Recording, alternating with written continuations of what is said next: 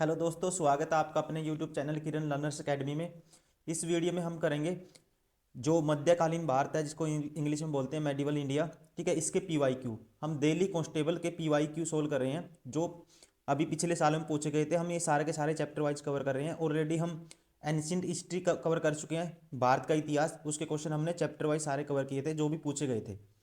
अभी इस वीडियो में हम कवर करेंगे मध्यकालीन भारत का इतिहास, इससे जो भी क्वेश्चन पूछे गए थे दिल्ली पुलिस कांस्टेबल में। इसके अलावा हम मैथ्स का, ठीक है, मैथ्स का जो हमारी बुक है, ठीक है, इसका पीवाईक्यू की जो बुक है, इसका सोल्यूशन मैथ्स का हम ऑलरेडी सारा का सारा वीडियो सोल्यूशन हम डाल चुके हैं, आप प्ले लिस्ट में जाके देख सकते हो।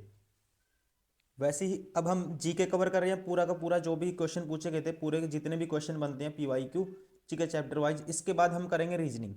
ठीक है, मैथ्स हम कवर कर चुके हैं, जितने भी चैप्टर बनते थे। रीजनिंग के भी काफ़ी चैप्टर हैं। वैसे ही जो जीके है, इसके भी 22 टॉपिक्स हैं, वो सारे के सारे हम कवर करेंगे। ठीक है, अभी स्टार्ट करते हैं क्वेश्चन नंबर 1 से, मेडिवल इंडिया।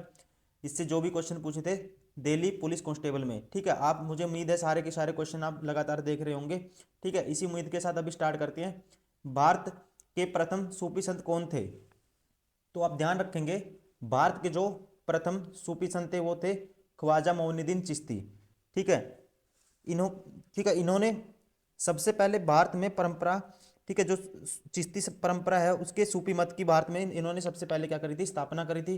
ठीक है, और ये क्या कहलाए जाते हैं, भारत के प्रथम सूफी संत। Option 4 is correct, Khwaja Moinuddin Chishti.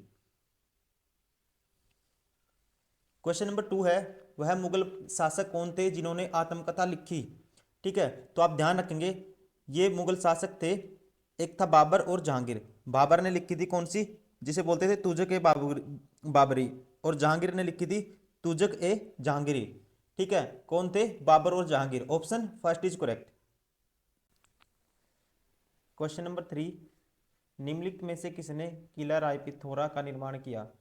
तो आप ध्यान रखेंगे, जो राय पिथौरा की उपाधि किसने ग्रहण की थी, पृथ्वीराज चौहान ने, और इन्होंने निर्माण कराया था किसका, किला Rai Pithora. Option third is correct. Question number 4, Delhi के हौज खास में चार मीनार डैश के द्वारा बनाई गई थी? ठीक है, तो ये किसके द्वारा बनाई गई थी, अलाउद्दीन खिलजी के द्वारा इसको बनाया गया था। और इसमें कितने छिद्र हैं, ये भी पूछा था एग्जाम में, 225 छिद्र हैं इसमें। ठीक है, तो इसका ऑप्शन कौन सा है, ऑप्शन पहले वाला option first is correct. Question number 5, निम्नलिखित में से कौन सा एक स्थान दिल्ली सल्तनत की अल्पकालीन राजधानी थी? तो आप ध्यान रखेंगे, इसका ऑप्शन है देवगिरी, जो महाराष्ट्र का देवगिरी है। ठीक है, इसको मोहम्मद बिन तुगलक ने क्या बनाया था, अपनी अस्थायी राजधानी के रूप में इसको बनाया था। तो इसलिए ऑप्शन कौन सा है, Devagiri, Maharashtra. Option first is correct. Question number 6, अढ़ाई दिन का झोपड़ा किस राज्य में स्थित है? तो जो अढ़ाई दिन का झोपड़ा है, ये राजस्थान में एक मस्जिद के रूप में, ठीक है, स्थापित है। और ध्यान रखेंगे, इसको बनाया था 1192 में, किसने, कुतुबुद्दीन ऐबक ने। ये कहाँ पे है, राजस्थान में। Option third is correct. Question number 7, Delhi तथा अजमेर के आसपास के क्षेत्रों पर शासन करने वाले चाह मानों को बाद में डैश नाम से जाना जाने लगा? ठीक है, जो अजमेर में, ठीक है, और ये कैसे कि दिल्ली के आसपास अजमेर, राजस्थान, जयपुर, जो चामान थे, इनको बाद में किस नाम से जाना जाने लगा, यही थे चौहान। ठीक है, इनको चौहान नाम से जाने जाने लगा था। तो option second is correct. Question number 8, Al Biruni द्वारा अरबी पुस्तक का नाम है? तो आप ध्यान रखेंगे, इसका नाम है किताब उल हिंद, जिसका मतलब होता है भारत का इतिहास। यह पुस्तक 1973 से लेके, सॉरी, 973 से लेके 1048 के बीच में लिखी गई थी। और इसके अंदर भारतीय विज्ञान और हिंदू मान्यताओं के बारे में जानकारी मिलती है। ठीक है, तो क्या है इसका ऑप्शन, कौन सी थी बुक, Kitab ul Hind. Option first is correct.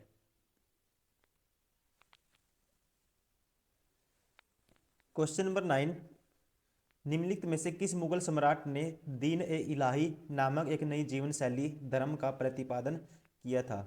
जो दीन ए इलाही है, ठीक है, ये किसने इसकी शुरुआत करी थी, इसकी शुरुआत करी थी किसने, अकबर ने। मुगल सम्राट अकबर ने 1582 में क्या किया था, इसकी शुरुआत करी थी।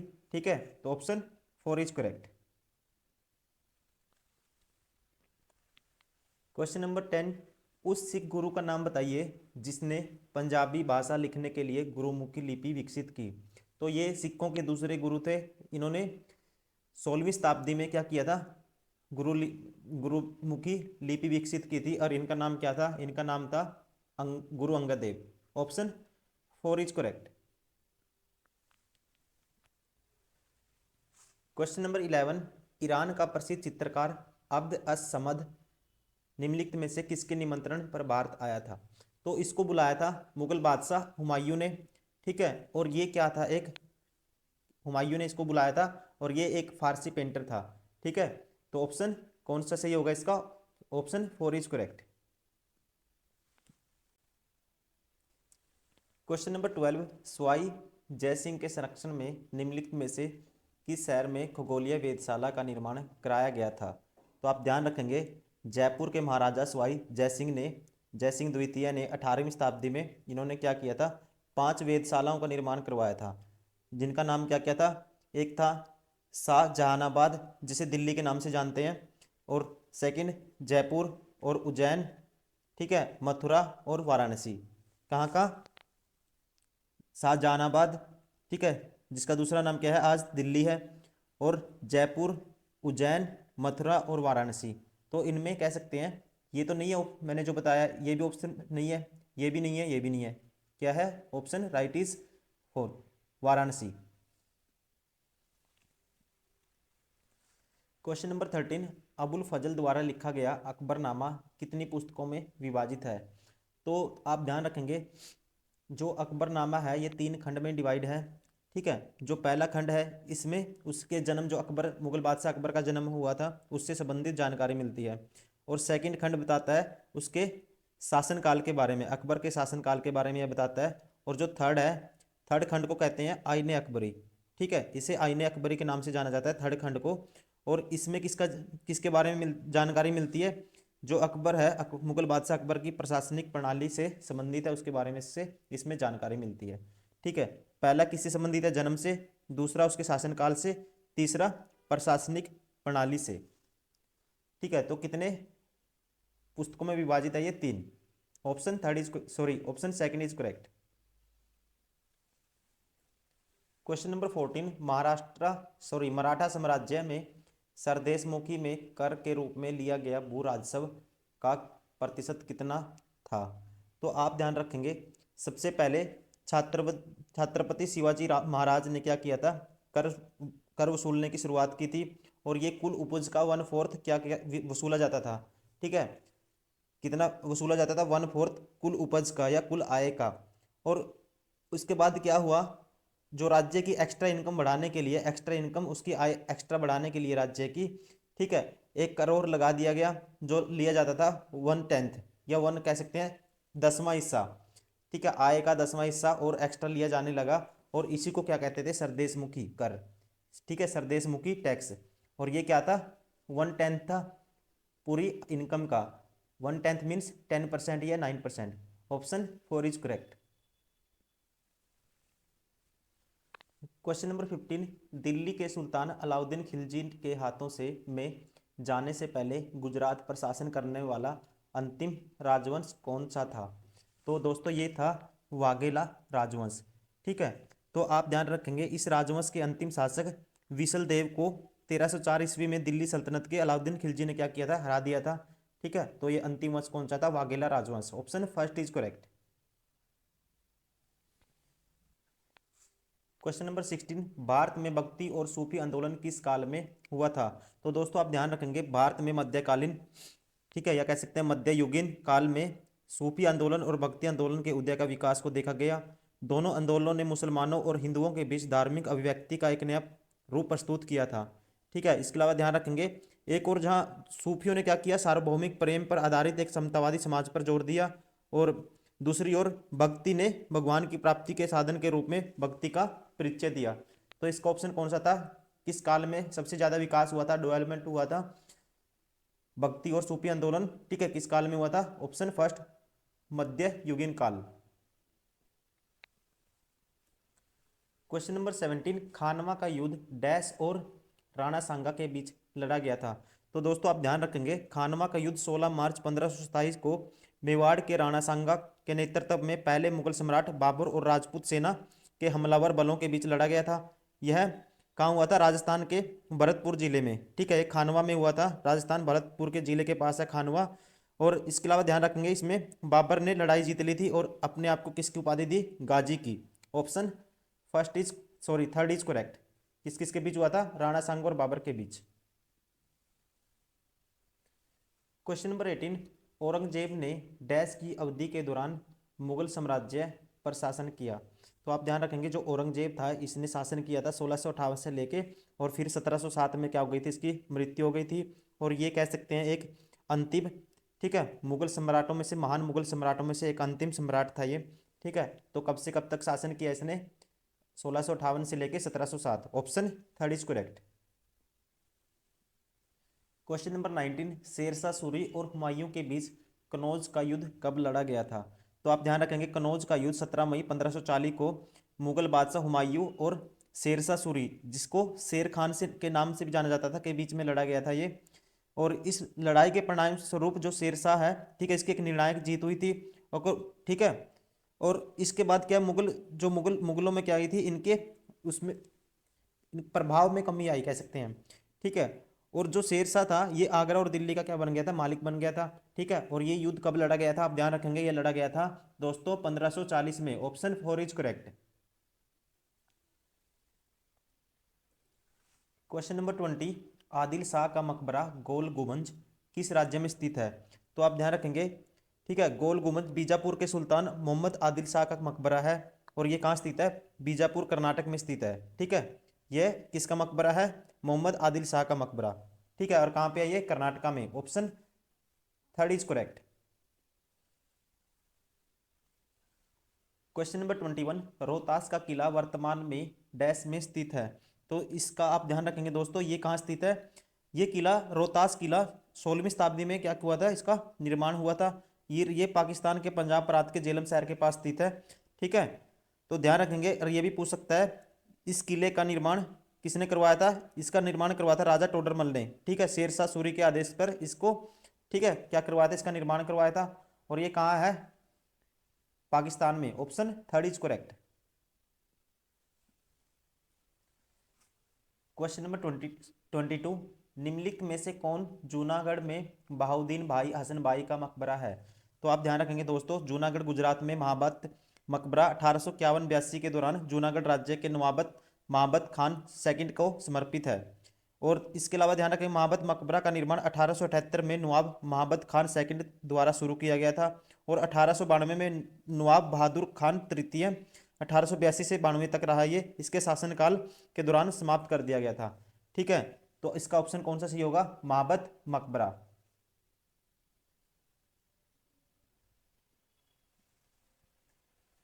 क्वेश्चन नंबर 23, प्रसिद्ध यात्री और लेखक मोहम्मद इब्न बतूता, जिन्होंने 14वीं शताब्दी में भारत सहित कई देशों का भ्रमण किया, वे निम्नलिखित में से किस देश के निवासी थे? तो दोस्तों ये कहाँ से आया था? ठीक है, ये आया था कहाँ से? मोरक्को से। ठीक है, इब्न बतूता मोरक्को के एक यात्री थे, जिन्होंने 13वीं शताब्दी में 21 वर्ष की छोटी उम्र में वर्ष भर की यात्रा करने के लिए अपना घर छोड़ दिया था। और इसके अलावा ध्यान रखेंगे, 30 वर्षों की यात्रा के दौरान उन्होंने कम से कम 44 देशों का क्या किया? उन्होंने दौरा किया। ठीक है, और यह जानकारी कहाँ से मिलती है? इनकी ही एक बुक है माई ट्रेवल्स। ठीक है, माई ट्रेवल्स, उसमें सारी चीज़ें, इन सारी चीज़ों की जानकारी मिलती है। और जो भारत में जब ये आए थे, उसका एक बुक का जो पार्ट है उसके अंदर, ठीक है, भारत में जो इनकी यात्रा थी उसके बारे में बताया गया है। और इसके अलावा ध्यान रखेंगे, 1334 में कहाँ पहुंचे थे? भारत पहुंचे थे अफगानिस्तान से। अफगानिस्तान के पहाड़ों पहाड़ों के रास्ते से ये भारत में पहुंचे। और उस समय भारत में किसका वंश था?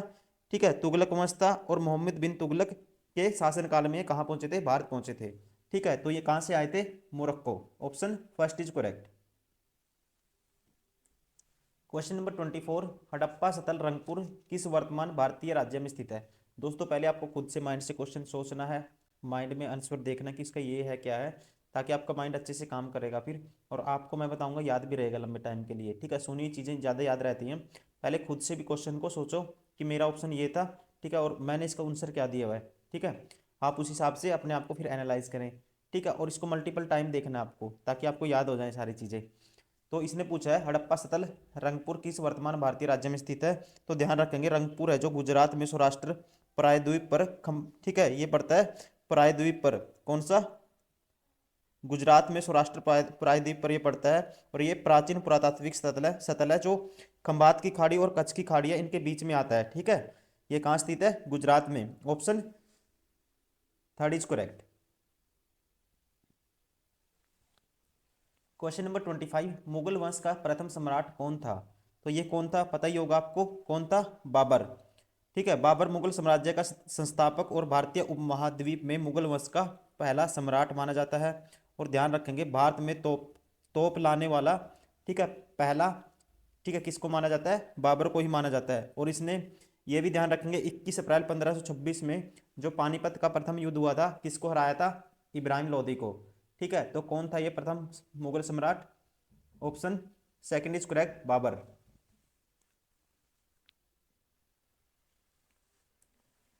क्वेश्चन नंबर 26, बेगमपुरी मस्जिद किसके शासनकाल में बनी थी? तो आप ध्यान रखेंगे दोस्तों, यह मोहम्मद बिन तुगलक जो 1325 से 1351 तक, और उनके जो उत्तराधिकारी कौन थे? फिरोज शाह तुगलक, ठीक है, या फिरोज शाह, जो रहे 1351 से लेकर 1388 के, इनके शासनकाल के दौरान इसको बनाया गया था। और यह बेगमपुर जो मस्जिद है, ठीक है, तुगलक वंश की जो सल्तनत राजधानी कौन सी थी उस टाइम में? जहां पना, उसके केंद्र में इसको, ठीक है, बनाया गया था, ठीक है। अब यह क्या है? यह दक्षिणी दिल्ली का भाग है, ठीक है, वहां पे है ये। तो ऑप्शन कौन सा है इसका? ऑप्शन 26 का third, Muhammad bin Tughlaq. Option third is correct. Question number 27, Gol Gumbaz कहाँ स्थित है? इसको हम रिपीट कर रहे हैं अभी क्वेश्चन को, ये पहले भी आया था, ठीक है, आपको पता ही होगा ये कहाँ पे है। कर्नाटक के बीजापुर में स्थित है। इस मकबरे का निर्माण जो कब शुरू हुआ था? ध्यान रखेंगे आप, 1626 में इसका निर्माण शुरू हुआ था और 1656 में इसको कंप्लीट किया गया था, ठीक है। और ये क्या है? ये आदिल शाही राजवंश के राजा मोहम्मद आदिल शाह का क्या है? एक मकबरा है। ऑप्शन, ठीक है, कहाँ पे? ये कर्नाटका में। Option four is correct. Question number 28, भारतीय इतिहास में शेर ए मैसूर के नाम से किसे जाना जाता है? तो ध्यान रखेंगे दोस्तों, टिप्पू सुल्तान था जो, उनको मैसूर के बाग के नाम के से भी जाना जाता था, ठीक है। उन्होंने दिसंबर 1782 से, और उनकी मृत्यु कब हुई थी? 1799 में। तब तक उन्होंने क्या किया? दक्षिण भारत में मैसूर राज्य का प्रशासन किया। और 4 मई 1799 को ब्रिटिश ईस्ट इंडिया कंपनी की सेनाओं द्वारा, ठीक है, चौथे आंग्ल मैसूर युद्ध में टिप्पू सुल्तान को क्या है? पराजय का सामना करना पड़ा था, हार गए थे वो, ठीक है। और इस युद्ध में वो मारे भी गए थे, ठीक है। तो शेर ए मैसूर के नाम से किसे जाना जाता है? ऑप्शन सेकंड, टिप्पू सुल्तान।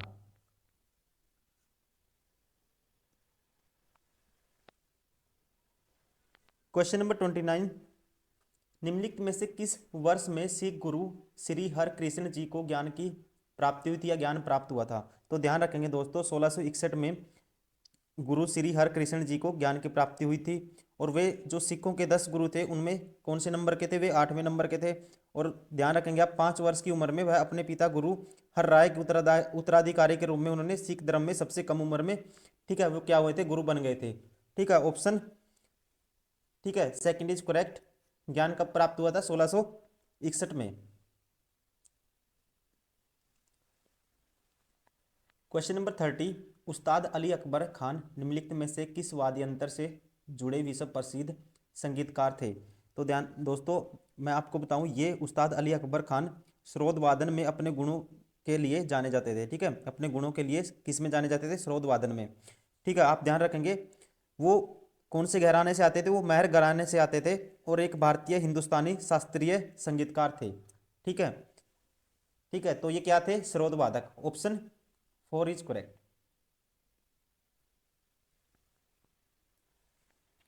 क्वेश्चन नंबर 31, निम्नलिखित में से किस मुगल शासक ने मनसबदारी प्रथा लागू की थी जो मुगल सैन्य संगठन और नागरिक प्रशासन का आधार बन गई थी? तो ध्यान रखेंगे दोस्तों, जो मनसबदारी है प्रथा, ये 1595 से 96, ठीक है, अकबर के द्वारा क्या की गई थी? शुरू की गई थी, ठीक है, तो किसने शुरू किया था इसको? अकबर ने। Option second is correct. और ठीक है, आप ध्यान रखेंगे जो अबू फजल थे उसका कहना था उनके अकॉर्डिंग, ठीक है, इसमें कितनी उनकी, इसका उल्लेख मिला है उनकी बुक में 66 श्रेणियां प्रदान की गई थी इसमें। ठीक है, ऑप्शन इसका सेकंड है, किसने शुरू किया था इसको? अकबर ने। क्वेश्चन नंबर 32, दिल्ली सल्तनत की स्थापना किस वर्ष की गई थी? तो ध्यान रखेंगे दिल्ली सल्तनत का जो टाइम पीरियड है वो है 1206 से लेके 1526 तक। और मोहम्मद गौरी के सेनापति थे जिनका नाम क्या था? कुतुबुद्दीन ऐबक। इन्होंने 1206 में, ठीक है, दिल्ली सल्तनत की क्या स्थापना करी थी। और जो कुतुबुद्दीन ऐबक है ये किस वंश के थे? मामलुक वंश, इसी को कहा जाता है गुलाम वंश। ठीक है, तो इसकी शुरुआत करी गई थी 1206 में, किसके द्वारा? कुतुबुद्दीन ऐबक के द्वारा। Option second is correct. Question number 33, महाराजा नरेंद्र सिंह द्वारा बनाया गया शीश महल, जिसे क्या कहा जाता है? दर्पण महल भी कहा जाता है, निम्नलिखित में से किस शहर में स्थित है? तो आप ध्यान रखेंगे शीश महल पटियाला की सबसे शानदार जो उसकी संरचनाएं हैं उनमें से एक है। ठीक है, महल का निर्माण महाराजा नरेंद्र सिंह ने 1845 से लेके 1862 के बीच में इसका निर्माण करवाया गया था। ठीक है, मोती बाग पैलेस के पीछे इसको बनवाया गया था। ठीक है, और इसमें कौन सी शैलियाँ ली गई हैं? ठीक है, इसमें मुगल और यूरोपीय दोनों शैलियाँ शामिल है। ठीक है, तो ये कहाँ पे है? पटियाला में। Option four is correct. Question number 34, निम्नलिखित में से कौन सा किला राजस्थान में स्थित नहीं है? तो दोस्तों ध्यान रखेंगे जो उत्तर प्रदेश के मिर्जापुर जिले में चुनार का किला है, ठीक है, इसकी स्थापना हुई थी उज्जैन के राजा महाराजा विक्रमादित्य ने की थी इसकी स्थापना। और उन्होंने क्यों की थी? उन्होंने अपने भाई राजा भर्तृहरि के ठहरने के समान में इसकी स्थापना करी थी। और ध्यान रखेंगे 1574 में अकबर ने इस किले पर क्या कर लिया था? कब्जा कर लिया था। और उसी समय से लेकर 1772 ईस्वी तक ये मुगल शासन में रहा यह किला। ठीक है, तो ऑप्शन, ठीक है, कौन सा नहीं है राजस्थान में, कौन सा नहीं आता इसमें? चुनार का किला। ठीक है, बाकी ये सारे घुघोर का किला, खेजड़ला किला, बटनेर किला, ये सारे राजस्थान में आते हैं। क्वेश्चन नंबर 35, 1191 में अफगान शासक सुल्तान मोहम्मद गौरी को किसने हराया था, लेकिन 1192 में उससे हार गए थे? तो आप ध्यान रखेंगे दोस्तों जो पृथ्वीराज तृतीय है, ठीक है, इन्हीं का नाम था पृथ्वीराज चौहान। इन्होंने 1191 में क्या किया था? मोहम्मद गौरी को बुरी तरह से हराया था, लेकिन 1192 में क्या होगा था? ठीक है, मोहम्मद गौरी ने इसको हरा दिया था वापिस। ठीक है, ऑप्शन क्या होगा? Third is correct.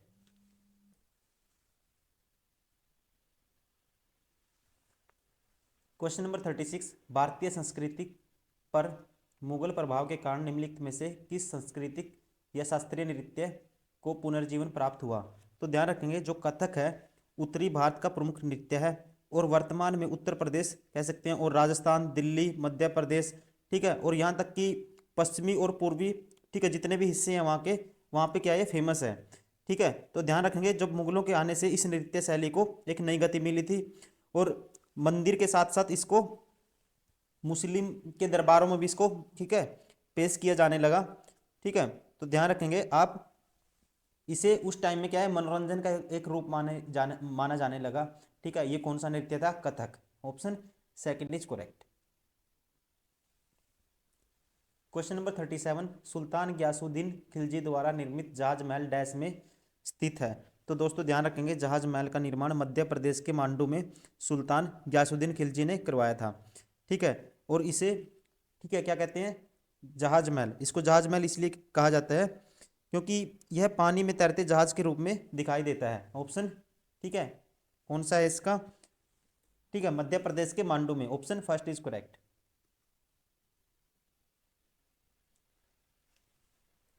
Question number 38, Babur ने तुझे के बाबरी को निम्नलिखित में से किस भाषा में लिखा था? ठीक है, तो आप ध्यान रखेंगे जो बाबर की जो आत्मकथा थी वो थी तुजुक ए बाबरी। ठीक है, इसको तुर्की भाषा में लिखा गया था। ठीक है, और ध्यान रखेंगे इसका अनुवाद बैरम खान के पुत्र अब्दुल रहीम खान खाना ने फारसी भाषा में इसका क्या किया था? अनुवाद किया था। ठीक है, और इसको बाबर ने किस में लिखा था? तुर्की भाषा में। Option second is correct.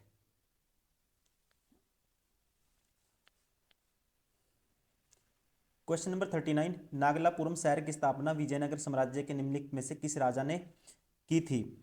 तो आप ध्यान रखेंगे नागलापुरम है जो, ठीक है, इस शहर की स्थापना विजयनगर साम्राज्य के कृष्णदेव राय ने की थी। और इन्होंने क्यों बनवाया था? ये इन्होंने बनवाया था उनकी माता रानी नागला देवी की याद में इसको बनवाया था। और ध्यान रखेंगे वर्तमान में, प्रेजेंट में यह आंध्र प्रदेश के तिरुपति जिले में स्थित है। ठीक है, तो ध्यान रखेंगे इसने किसने बनवाया था इसको। ठीक है, Krishnadeva Raya. Option third is correct. Question number 40, निम्नलिखित में से कौन सा युद्ध मेदिनी राय और बाबर के बीच में लड़ा गया था। तो दोस्तों आप ध्यान रखेंगे इस क्वेश्चन को। ठीक है, चंदेरी की लड़ाई 1528 में खानवा की लड़ाई के बाद हुई थी। और इसमें क्या क्या हुआ था, मेदिनी राय ने, ठीक है सॉरी, बाबर ने मेदिनी राय को क्या कर दिया था, हरा दिया था, या कह सकते हैं उनके अधीन जितने भी राजपूत थे उनको हरा दिया था। ठीक है, तो इसका ऑप्शन कौन सा होगा, चंदेरी का युद्ध। Option second is correct. Question number 41, निम्नलिखित में से किसे बाद में शेरशाह सूरी के नाम से जाना जाने लगा। तो दोस्तों ध्यान रखेंगे शेरशाह सूरी का मूल नाम क्या था, फरीद खान था। वह एक बहादुर और साहसी सैनिक थे, इसलिए उसे बिहार के राजा की बाग से जान बचाने के लिए शेर खान की उपाधि उनको दी गई थी, टाइटल ऑफ शेर खान। ठीक है, उन्होंने बाग, एक बिहार के जो राजा थे उनकी, ठीक है, जो टाइगर है उससे जान बचाई थी। ठीक है, उसी वजह से इनको किसकी उपाधि मिली थी, शेर खान की। तो ये कौन थे, फरीद खान, जिसे हम बोलते हैं Sher Shah Suri. Option four is correct.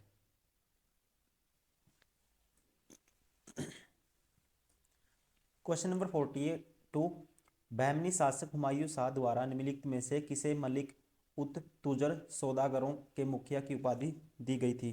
तो ध्यान रखेंगे बहमनी शासक हुमायूं शाह ने महमूद गवान को मालिक उल तुजुर की उपाधि दी थी, जिसका अर्थ है व्यापारियों का प्रमुख।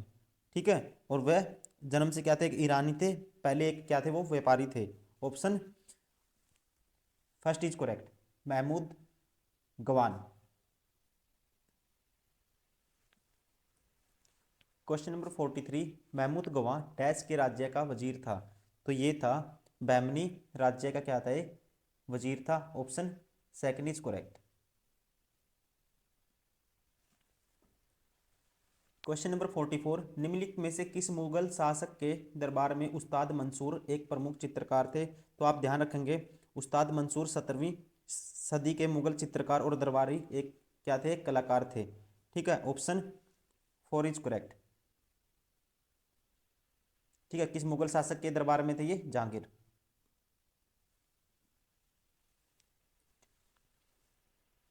क्वेश्चन नंबर 45, भारत में निम्नलिखित में से किस राजवंश द्वारा पिटरा ड्यूरा, या जिसे बोलते हैं, इसी को बोलते हैं परचिनकारी तकनीक, ठीक है, को प्रमुखता से अपनाया गया था। ठीक है, तो आप ध्यान रखेंगे दोस्तों, भारत में पिटरा ड्यूरा तकनीक की शुरुआत किस कब हुई थी, मुगल शासक शाहजहां ने की थी इसकी शुरुआत। ठीक है, और ये इसको बनाया गया था, मुगलों के द्वारा बनाया गया था कह सकते हैं। ठीक है, और ये एक आश्चर्यजनक, एक कह सकते हैं कला के रूप में से इसको पेश किया गया था। ठीक है, इससे मतलब पत्थरों में इसका कोई भी चीज़ बनाने के लिए इसका यूज़ किया जाता था, जैसे ताजमहल या ऐसी ऐसी चीज़ें बनाने में इसका यूज़ किया जाता था। ठीक है, ऑप्शन फर्स्ट इज करेक्ट, मुगलों के द्वारा इसकी क्या करी गई थी। ठीक है, कौन सा राजवंश था, मुगलों के द्वारा इसकी शुरुआत की गई थी।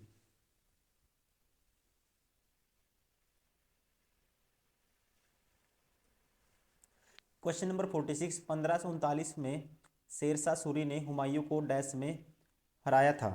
तो आप ध्यान रखेंगे चौसा का युद्ध, मुगल शासक हुमायूं और अफगान नेता थे जो किसका नाम, जिसका नाम था शेरशाह सूरी।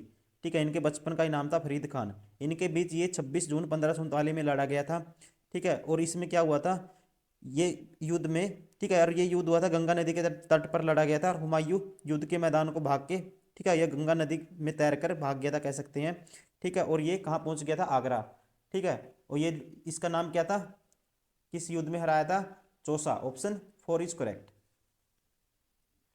क्वेश्चन नंबर 47, जैनुल ओबेदिन भारत के किस राज्य के सबसे प्रसिद्ध शासकों में से एक था। तो दोस्तों ध्यान रखेंगे जैनुल ओबेदिन कश्मीर के शामिर वंश का 8वां सुल्तान था ये, और इसने 1420 से लेकर 1470 तक इसने शासन किया था। ठीक है, इसके अलावा ध्यान रखेंगे उनकी एक उदार धार्मिक नीति थी, उन्होंने साहित्य कला वास्तुकला कह सकते हैं इन चीज़ों को क्या दिया था, उसने बढ़ावा दिया था। ठीक है, और जिसके कारण उसे क्या कहा जाता है, कश्मीर का अकबर के नाम से जाना जाता था। ठीक है, लेकिन इसके अलावा इसके कंट्रोवर्सी है, मूल नियंत्रण नीति के कारण जैनुल ओबदीन को कश्मीर का अलाउद्दीन खिलजी भी कहा जाता था। ठीक है, तो इसका कौन सा ऑप्शन है, ऑप्शन सेकंड इज करेक्ट। ये कौन से राज्य का प्रसिद्ध शासक था, कश्मीर।